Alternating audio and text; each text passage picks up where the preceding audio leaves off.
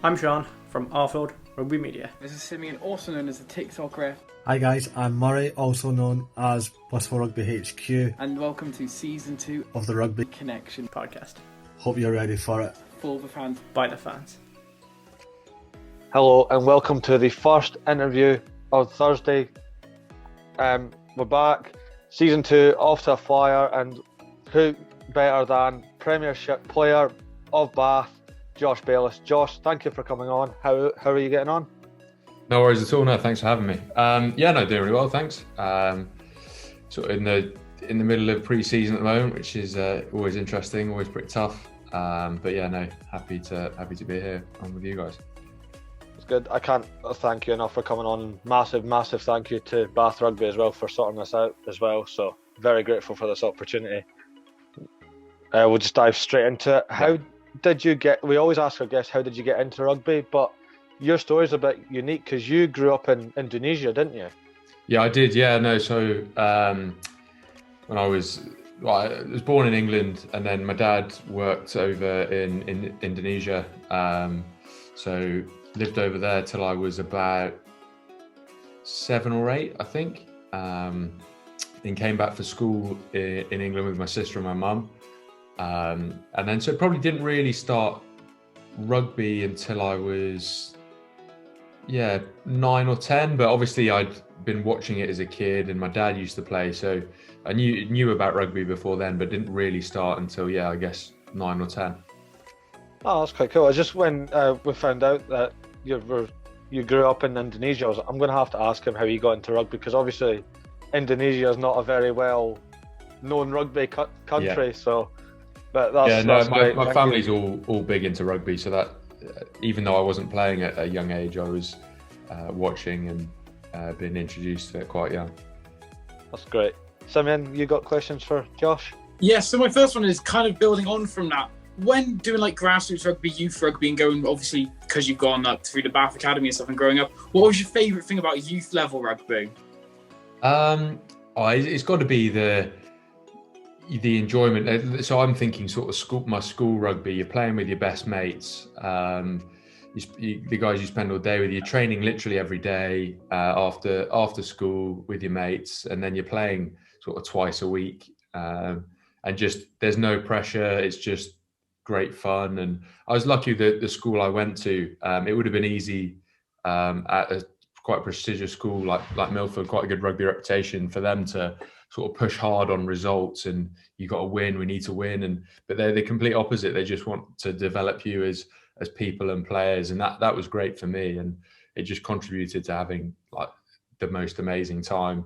And it wasn't just rugby either. I was playing hockey, football, cricket, athletics, doing all I could do really until I was probably 16 or 17.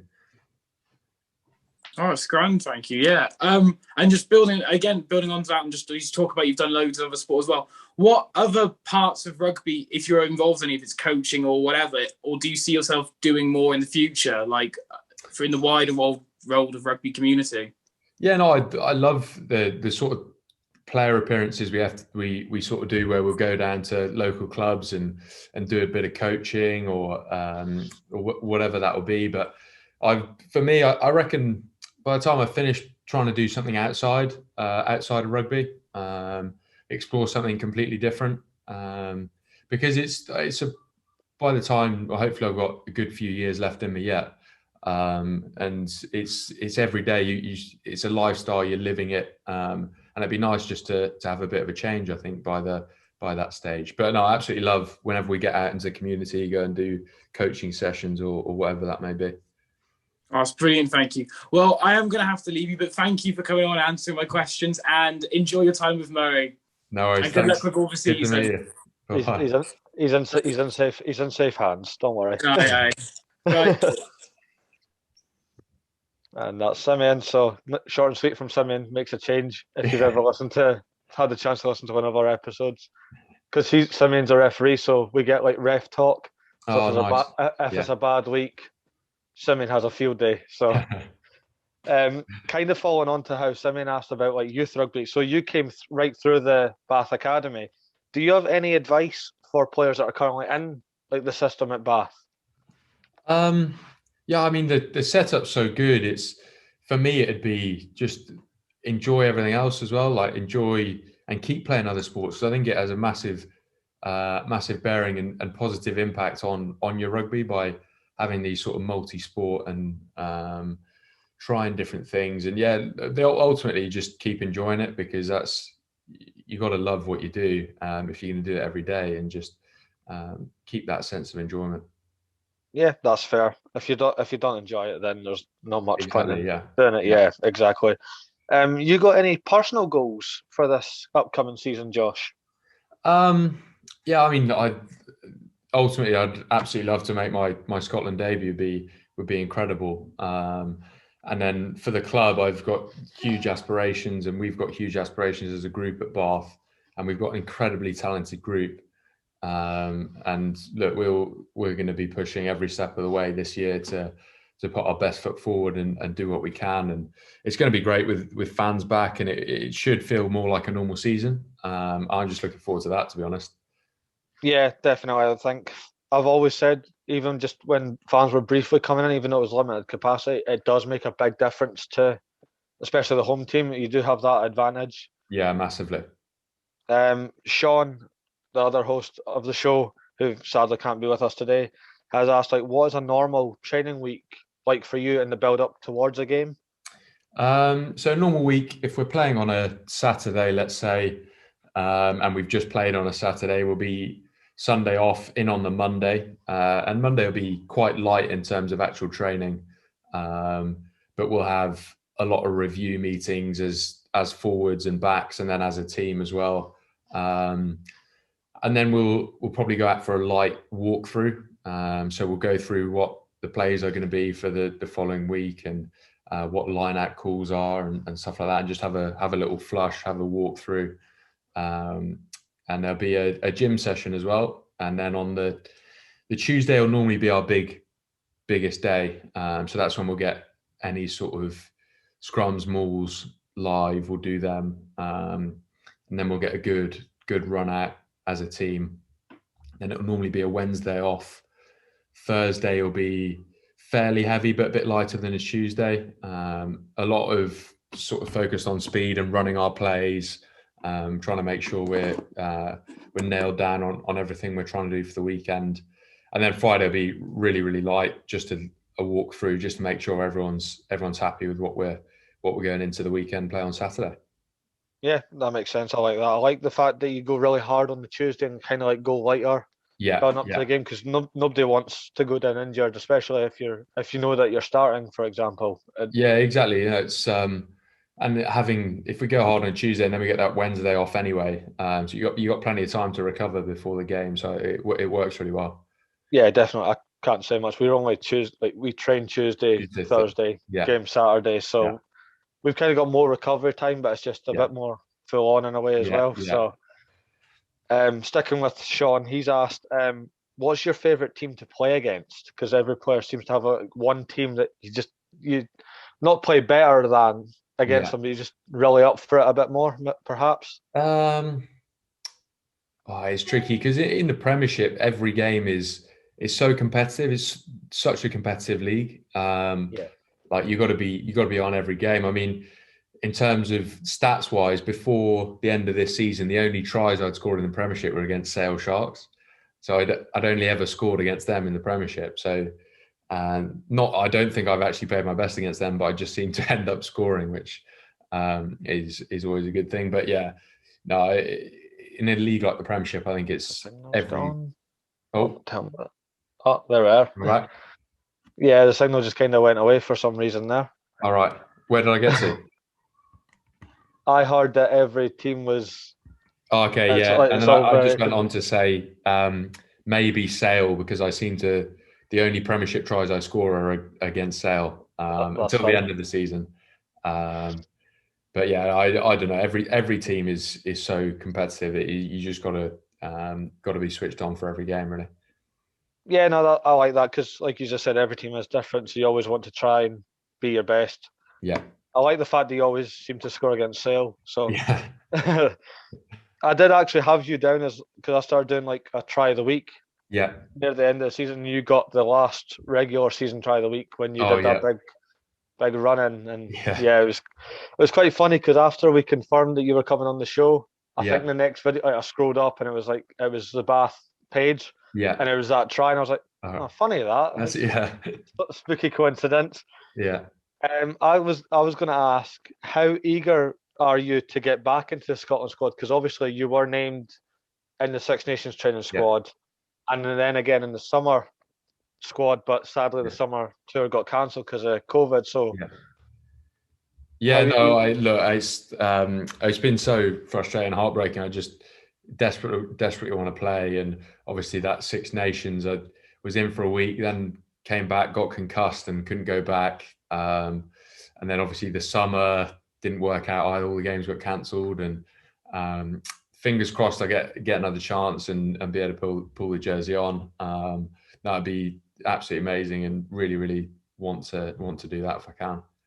Yeah, absolutely. I was actually, because obviously, like when a international squad gets announced, you kind of read the regular names, but they're still good, like the main players, and then you get like the odd, oh, they're in here now. Like, so, like obviously, like your Bath teammate Cameron Redpath got a lot of buzz at the start because he played for under-20s for England. Yeah. But then your name got into and you kind of had the same path as Cameron as well. So I'm like, that's two. I'm happy. But just for our viewers and listeners, Josh, could you mind telling us how you actually get to play for Scotland? Yeah. So my grandmother on my dad's side, she was born in Aberdeen, so she's Scottish, and like obviously everyone asked me that, and it's international rugby was just so far off my radar that I obviously knew that I qualified for Scotland and England, but I was just fighting on trying to get my place at Bath every week, that it just wasn't even. And when I got a call from Gregor, it was just a complete shock, and I just couldn't turn it down at all. It was a massive honour, and very pleased when he called me. Yeah, well, we're very happy to have you. Trust me on that. Thanks. Is during your time in the camp, because obviously you were training with the squad in the summer, building up to the games as regular planned. Who was like very like hands-on for the advice and very good with support? Like as a newcomer, who was really open arms with you? Honestly, when I first went in, everyone, I was so surprised because I knew pretty much no one. I mean, I went to school with Adam Hastings, so I knew him. I knew a couple of the boys ish that played in the Premiership, but I knew pretty much no one, and they were all just so welcoming, and it was such a nice environment to go into. It just made me feel settled really early. I mean, all the coaches were great as well in terms of getting me up to speed and making me feel comfortable. But I mean, the likes of Jamie Rich, obviously captain for the summer, plays in similar position to me. It was great just learning from him, and he made me feel so welcome, and that was just really important. There was a lot of young guys as well this summer, a lot of new guys, which was quite nice in terms of everyone sort of being in the same boat and just wanting to do well and wanting to make their debut. Yeah, I like that. I think I've obviously been lucky enough to attend a few like open training sessions for the Scotland camp, and they must get asked thousands of questions every day, and yet they're still willing to speak to you for a good 10-15 minutes. Like there's a big massive queue, and they'll still have like Jamie Ritchie, like you've said, will just happily speak to you for 10-15 minutes, get photos, sign this, and I'm like, you really don't need to, but I'm very grateful. So no pressure at all, but I got asked recently, like, what do I think Scotland's strongest, like, match day 23, like, including injured players or Lions players, and I've got you coming off the bench. I was like, get this boy capped. He was in the Six Nations squad. Obviously, you said you couldn't do it because of training, because of injury, sorry. And then the summer tour, nobody got to play. So I'm like, get him capped. He's ours now. Nobody else touch him. I kind of made the same joke when Cameron Redpath was in the squad. I was like, no, I know he was in the England squad a few years ago. Don't touch him. So I'm very high hopes to see you in a navy blue jersey very soon, especially in the autumn test, because I'll be at Murrayfield shouting and screaming, and it'd be nice to see that. Well, I've sat and spoke to Josh, and so. We've got a few fan questions as well. some from like you growing up. We've got a little jokey one, so Yeah. we'll go Nice. for that one first. Yeah. W. Kenny Rugby has asked, who out of the whole Bath squad would be the worst to be stuck in an elevator with? Worst to be stuck in an elevator with. How long are we talking here? We're talking the elevator gets broken and we're in there a while. It just Okay. says stuck. So I Um, think you'll be in there for a while. it's a great question. I reckon maybe go with Tom Dunn, because he'd end up trying to sell you something or get you on some sort of scheme, or he'd be plotting and planning, and by the end of it, you would assign your life away, I reckon. I like Yeah, that. I'll go with Dunny. That's fair. Well, Simeon's prediction was wrong on that one, and he thought it was going to be a Telupi Faletau. I was like, why would it be Faletau? Oh, that'd be unbelievable. Yeah, that'd be great. We'd have, I'd quite enjoy that. Yes. So he's a good one, but Tom Dunn would try and sign your life away. I like that. UK Galaxy has asked, who inspired you to play rugby growing up? It'd be my dad, in terms of who actually got me into rugby. But then I guess watching it, my favourite players when I was a kid were probably Jonah Lomu, Jerry Collins, a lot of the sort of Southern Hemisphere. I mostly watched Southern Hemisphere rugby. I just found it so good to watch and really exciting. And those would be the two. And obviously my dad. Yeah, I like that. I like, not many players actually like, or guess we've had picked like family members, so Yeah. that's always nice to hear. Rugby versus football has asked the best player you've ever played against, not team, just player. There's so many, but I reckon so. When 2-3 years ago, first time I played in France, it was against Toulouse, and my opposite number was Jerome Kano. Wow. And I obviously remember watching him when I was a kid. Of course. And I was 20, 21, I think. First game away in France with a massive crowd and all the drums and the band and everything. And I was just like, this is incredible. And the players on that, they had Cheslin Colby, they had Antoine Dupont, Roman Antamac. They just had an incredible team, and I was just there like, this is pretty cool. But I'll go Jerome Kano. Yeah, I like that. Jerome's a legend. He has just retired, and what a career to look back on. Yeah.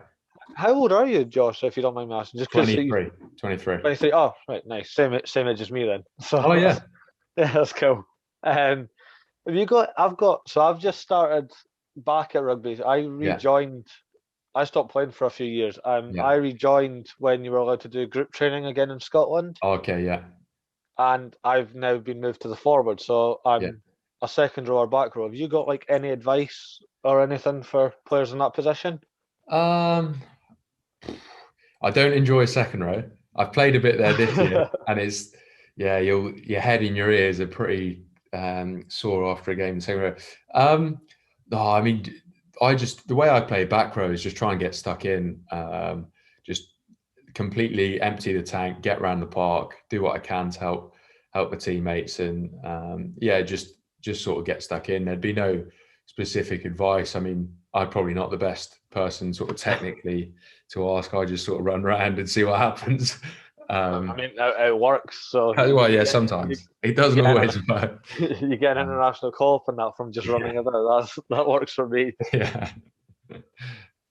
No, thank you for that. But yeah, I agree with you on the second row. I've been playing second row the past few weeks, and just my ears and I know your shoulders will be sore from tackling anyway. But when I last played properly, I was a centre or fullback, so it's a whole different ball game to me now. So I think when I started doing the scrums, as soon as we stopped, I'm like, is your shoulder meant to be that sore? I know it's going to be sore from tackling and all that, but engaging in the scrum and pushing in the maul was a whole different ball game. And you always get the joke, the backs don't do any work. It's the forwards that put all the work in, and the backs get the credit. I'm like, that's not true. And then now that I've made the switch, I'm like, it's definitely true. Yeah. So. Yeah, no, it's the most demoralising thing is on a Tuesday when we're doing units and we're doing live mauls and scrums.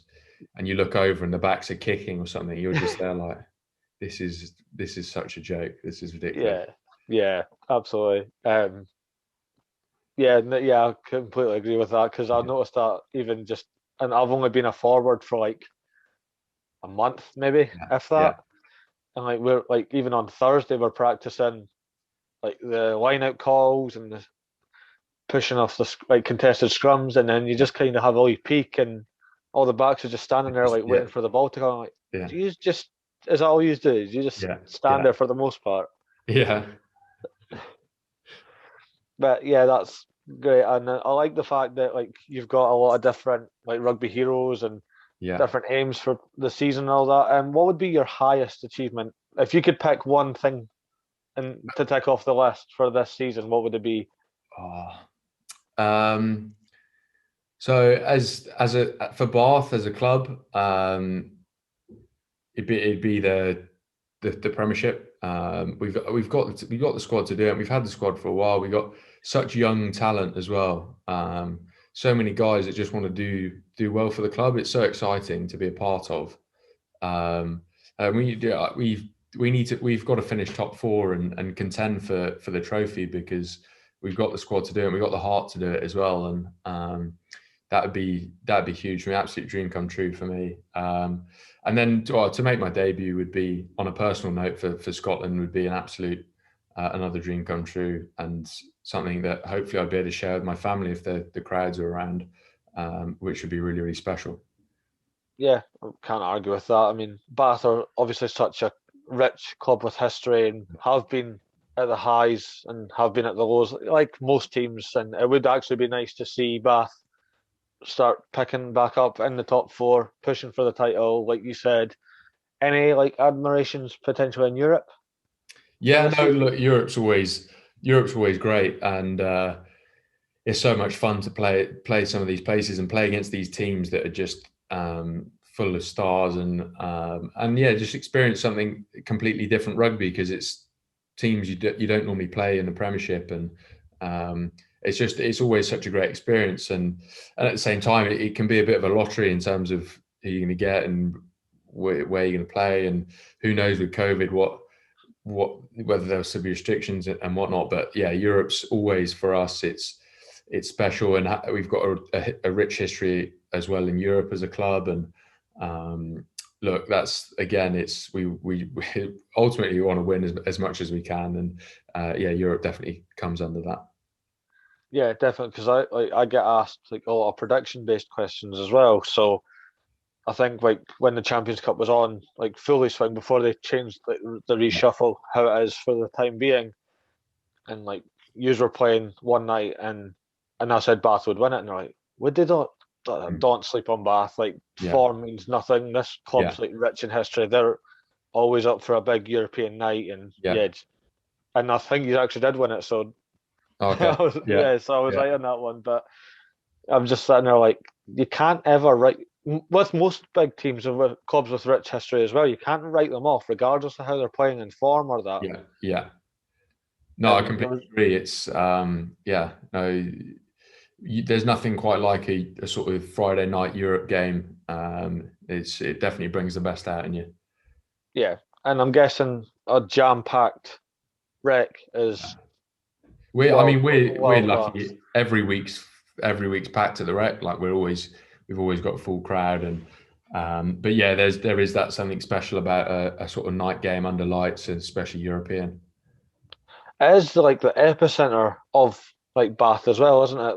It's right in the centre. It's really unique in terms of like there aren't really any other sort of city centre stadiums like Bath, which it's so special. I mean, I walked down to the stadium on a match day, and it's incredible to see all the fans, and to get that sort of buzz before you actually go to the game is so special.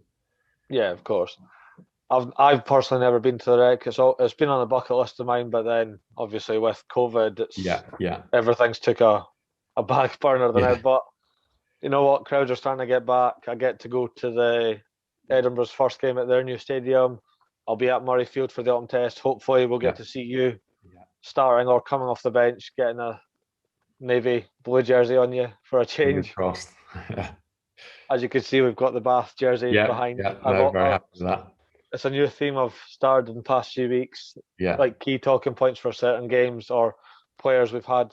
Try and get the jerseys that like they represent. And yours was quite easy because you've right through Bath. You've not changed club or anything. So no, yeah, nice and easy. just one, yeah.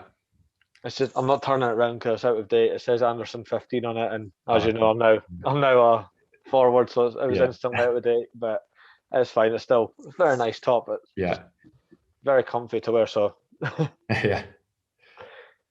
But do you have any questions at all, Josh? Just for fun. I'm trying to think if there's any other funny ones I could. Yeah. Thanks again for having me on. It's been really fun. And if there's any other questions that any of the fans ask or want to ask after listening to this, then I'm sure you can send them to Murray and he'll get them over to me. I'll try my best and email you them across and just start hammering home questions. But yeah, I think there was one that came up and it was like, do you have any advice for like younger players coming through? But we kind of covered that, and it's just just make sure you're having fun. Yeah, exactly. Just enjoy yourself. Make sure you're like you. It's such a small period of time that you get to play with your best mates that you go to school with, and it's just make the most of it. And yes, obviously take your rugby seriously, but at the same time, if you're not enjoying it and you're taking it too seriously, then you're going to burn yourself out, and you're not going to enjoy it in the long run. That's so important for me. Is if the day I start not enjoying my rugby, is I'm going to have to seriously think about it, because it's not worth doing if you're not loving it. And I'm just so fortunate that I'm in this position where I can play for a job and absolutely love what I do every day, and not many people sort of get to say that. So that's the main thing for me, I think. Yeah, that's fair. There has kind of been a running joke because the three of us, we all started doing TikToks during COVID, purely out of boredom. Yeah. And then we kind of all just came together and started this podcast.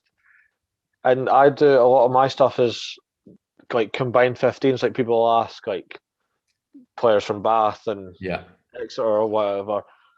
And every time Bath gets mentioned, it's Charlie Ewels and yourself. I think I made the joke that like Charlie Ewels is the most capped combined player that I've ever done, just because like second row is Charlie Ewels.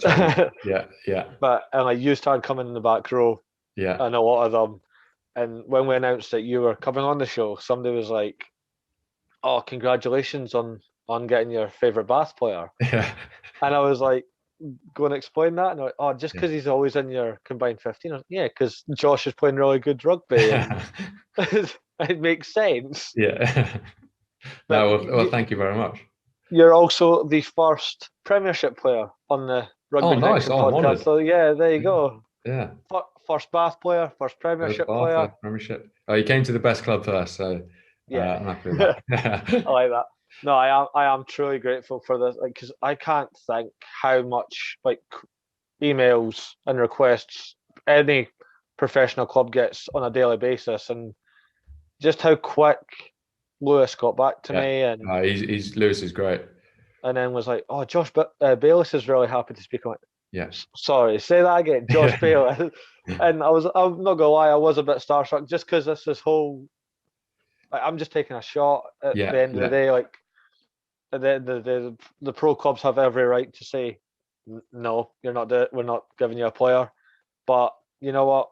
We took this opportunity. You were really up for it. That's great. We've had a great chat back and forth for the past few days, and I'm beyond grateful for this opportunity. Hopefully, this is just the beginning between the Rugby Connection podcast and Bath Rugby. Yeah, no, I'm honestly more than happy to spend any time talking whatever with anyone who wants to listen to me, wants to put up with me. So thanks very much for having me on. And anytime you need to to drag the dregs out the bottom of the barrel, then you can let me know, and I'm more than happy to do it. That's amazing. I was just going to say, and you're welcome like any time. But obviously, like we'd run it by like Lewis, for example, just to make sure it was okay. But you know what? Like you've got my email address, I've got yours. I hope that we stay in contact. I'm not going to like pester you and like hurl abuse at you after like a bad game on Saturday. But like I don't know, like if you get called up into the Scotland squad for the autumn, fingers crossed that you do. Like I might just message you, like, oh, congrats, well done, thoroughly deserved sort of thing, just something like that. But honestly, like thank you. So I'm gonna bore you to tears on saying thank you. Just it's like we are like we don't get paid for this. It's just three passionate guys. Like we don't even live in the same countries. Oh, like, really? I'm up in Scotland. Yeah. As time of recording, Simeon's in Wales, but when this goes out, he'll be in Edinburgh for uni. Yeah. And Sean's over in the Republic of Ireland. So okay. Oh wow. We've never actually met. Like we've never been in the same. We've never been in the same room together. So is that on the horizon? Is that planned? Surely there's got to be. Yes. So it might actually be for your debut. Hope maybe. Oh, okay. For Scotland Tonga, Sean and Simeon's managed to get tickets. Oh, wicked. I'm a season pass holder for Scotland games, so yeah. So they're coming across, and if you get your debut, then can kind of maybe do a that'd be good. That'll be pretty cool. Yeah. Yeah. But honestly, thanks for your time, and I'll stop boring you to tears now. No, you're not boring me to tears at all. It's just you rattle through the questions very quickly. So, but you know what? It's better off because I don't like just writing down. Yeah. You must like it must be boring just answering questions. We like our guests to almost tell stories. Yeah. No, completely, and there's plenty of stories if you want to hear them, and no, it's I'll go on my talking about that sort of, I guess, difference between school rugby and then going into that professional environment. That's always a topic that I get asked on, and it's a great topic to talk around because there's a lot of young guys who obviously are aspiring to be professional rugby players and want to know what it's like and want to know how much of a step up it is. And it's I always say it's a massive step up. You're going from training after school a couple of times a week to training every day, and I think the biggest difference is the pressure that you feel and the pressure that there is, and this not necessarily the pressure from coaches and players, but the pressure you put on yourself. You're like, well, I need to do well, I need to perform here, and there is external pressures as well. Like there's a lot more at stake in terms of winning and losing,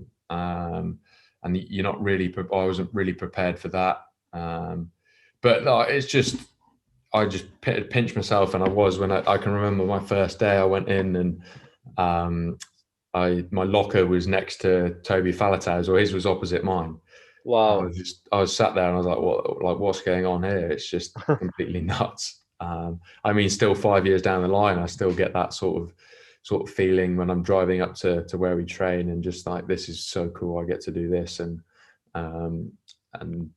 interact with some of the best players in the world, and just talk about rugby, talk about other things. Just generally got friends now for life, which is so good. And you just got to throw yourself into it. I think you've got it's an incredible opportunity if you get the chance, and I never really thought I'd get the chance, but I did. And if you get the chance, you just got to take it with both hands and enjoy yourself again. I think it probably comes back to that thing around enjoyment. That's what I find is most key to me.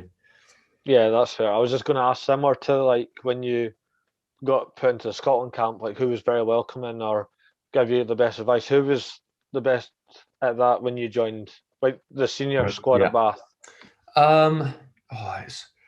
There'd be honestly too many, and it's a little bit different now because in my year there was 3 of us that got signed, and we were sort of chucked straight in at the deep end. We were in all the main training sessions and everything, and we just sort of had to learn as we were going, and all the guys were great. And I guess for me, the most significant was probably like the likes of Toby and Francois Lowe, who were in my position, as in playing wise.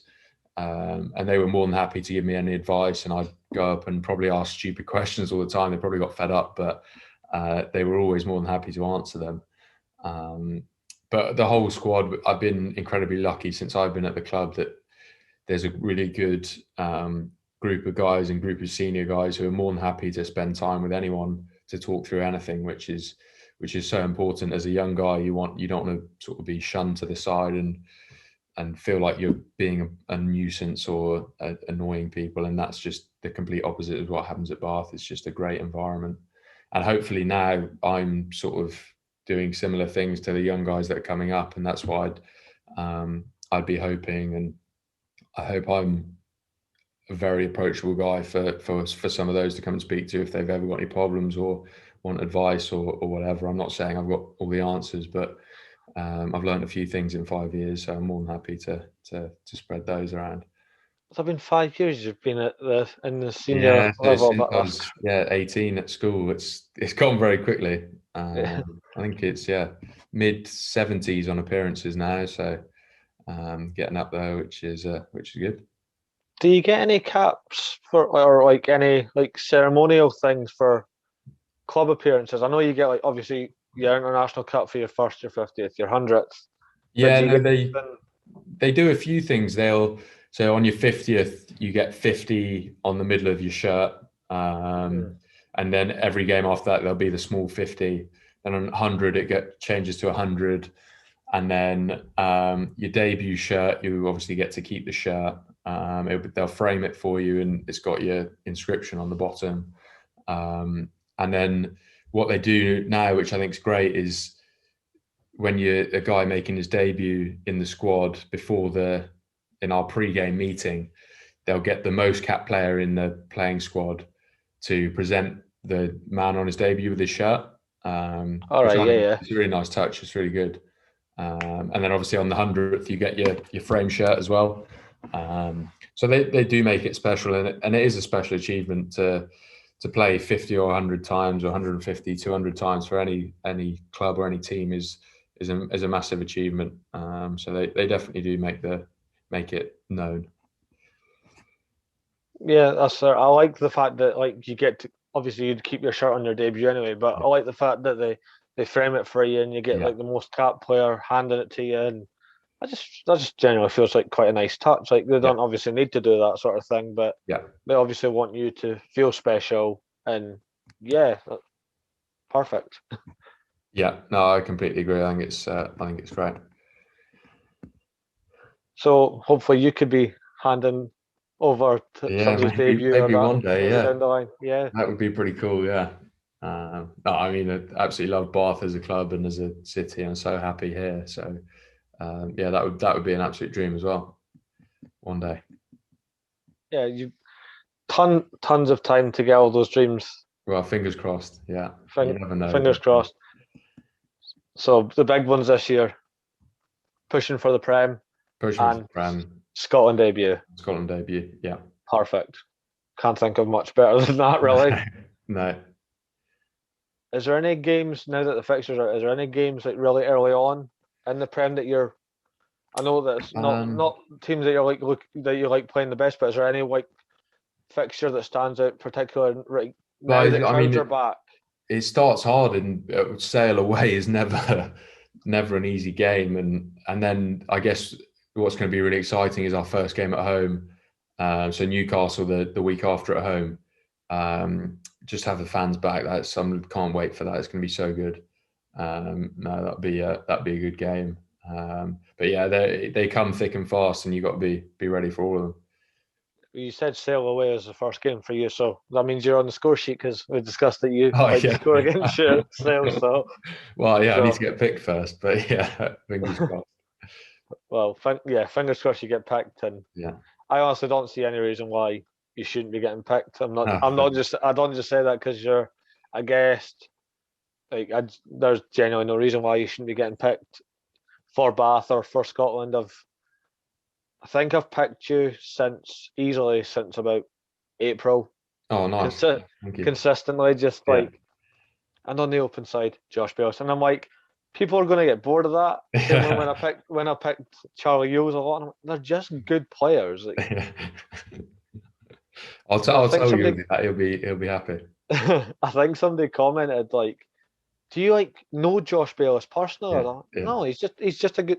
I know him now, but Yeah. just like no, I didn't know Josh. I've never spoke to Josh when I was picking, and I don't think a lot of people understand. It's just my opinion. Like again, I don't get paid for it. It's just that's who I prefer. Yeah. And I think the big issue people got was because I wasn't picking your Bath teammate Sam Underhill. Oh, okay, yeah. And I'm like, but Sam's been hurt for the most part, and Josh has stood up and put his hand up, and rightfully so. And now he's getting international call-up. So and Sam probably did the same when he was coming through. But I don't think. Thanks very much. I don't. You're very welcome. I don't think many people understand that though. That there's always going to be almost like a changing of the guard. Yeah. And it's just, but he's my favourite player. Okay, that's fine. Yeah, you're entitled to your own opinion. Yeah, exactly. Yeah. But honestly, I can't thank you enough. I think that's the perfect way to end it. Is just. But yeah, honestly, thank you for agreeing to come on. You're more than welcome to come back anytime throughout this season.